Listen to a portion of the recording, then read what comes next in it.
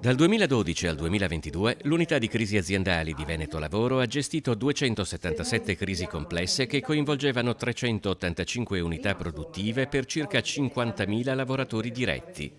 Ma il bilancio di 10 anni di attività è anche l'occasione per tracciare un piano strategico di come dovrebbe essere gestita in futuro l'economia regionale e nazionale, in un periodo in cui la crisi sta portando con maggiore insistenza gruppi esteri all'acquisto di aziende venete. Il Veneto è interessato da questi fenomeni di acquisizioni, tanti fondi, tante multinazionali.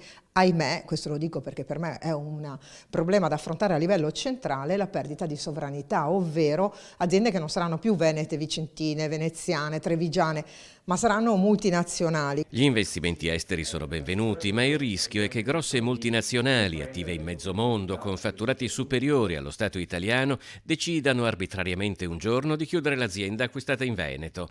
Bisogna allora offrire alla politica, secondo Donazzan, le armi per difendere i settori strategici della nostra economia. Abbiamo avuto situazioni in cui non abbiamo potuto trattenere l'azienda.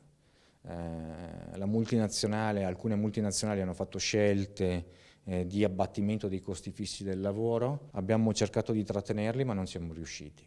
A Veneto Lavoro sono questi casi in controtendenza in un bilancio di soluzione delle crisi altrimenti molto spesso dall'esito positivo, tanto da essere diventato un autentico modello di gestione. Continuità produttiva, mantenimento della nostra capacità di produrre, nel caso reindustrializzazione, cioè vuol dire continuare a produrre ma un'altra cosa, e la salvaguardia evidentemente del dato occupazionale.